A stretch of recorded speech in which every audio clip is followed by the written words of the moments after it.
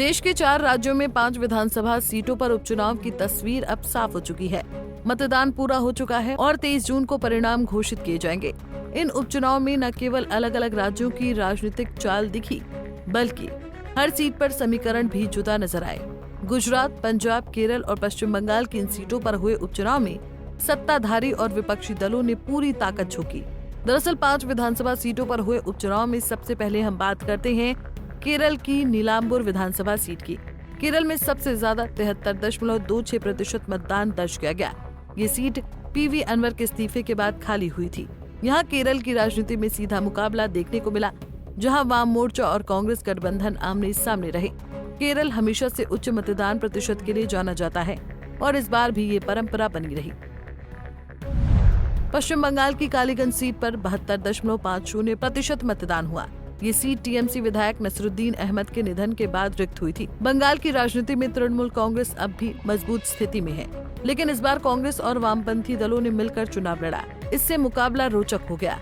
हालांकि बीजेपी भी मैदान में थी, लेकिन मुख्य टक्कर टीएमसी और कांग्रेस लेफ्ट गठबंधन के बीच नजर आई। गुजरात की बात करें तो यहाँ 2 विधानसभा सीटों कड़ी और विसावदर पर उपचुनाव हुए। कड़ी सीट अनुसूचित जाति के लिए आरक्षित है और यहाँ कुल 57.80% मतदान दर्ज किया गया। इस सीट पर बीजेपी, कांग्रेस और आम आदमी पार्टी के बीच त्रिकोणीय मुकाबला देखने को मिला। कड़ी सीट करसन भाई पंजा भाई सोलंकी के निधन के बाद खाली हुई थी। विसावदर सीट पर भयानी भूपेंद्र भाई गंदू भाई के इस्तीफे के बाद उपचुनाव कराना पड़ा। यहाँ पर शाम 5 बजे तक 54.61% मतदान हुआ था, जो बाद में बढ़कर 55.72% तक पहुँचा।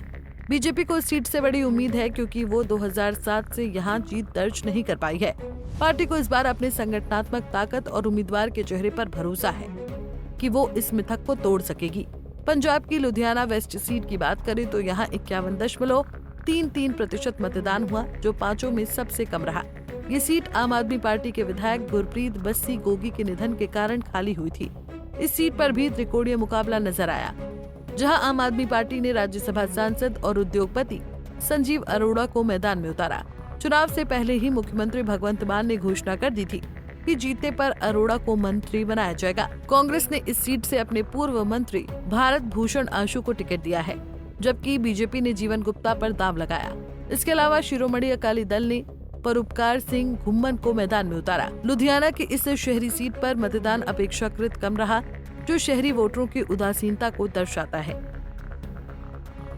इन सभी उपचुनाव में एक बात सामान्य रही कि बीजेपी, कांग्रेस और आम आदमी पार्टी तीनों ही मुख्य मुकाबले में नजर आए। हालांकि राज्यों के अनुसार समीकरण बदलते रहे। गुजरात और पंजाब में सीधा मुकाबला नहीं रहा और त्रिकोणीय संघर्ष दिखाई दिया।